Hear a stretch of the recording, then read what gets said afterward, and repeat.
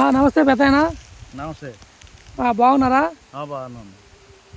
ఇప్పుడు ఎలక్షన్స్ వస్తున్నాయి కదా, అవును. మీ ఓటు ఎవరికి వేస్తారు? తెలుగుదేశానికి వేస్తాం. ఎందుకని తెలుగుదేశం వేయాలనుకున్నారు? అది అంత ముందర అభివృద్ధి బాగుంది, ఇతను వచ్చినాక ఏమీ లేదు. అవునా? రైతుకు కానీ ఇలాంటి ఏమీ జరగట్లేదు. అందువలన బాగా ఇబ్బంది పడుతున్నాడు రైతు. మీకు రైతు భరోసా వస్తుందా? రైతు భరోసా రాలేదు, కరెంటు బిల్లులు పెంచి దానివలన అవి కట్టు దీనివలన ఇది కట్టని అన్నీ ఏది అనకుండా పోతుంది.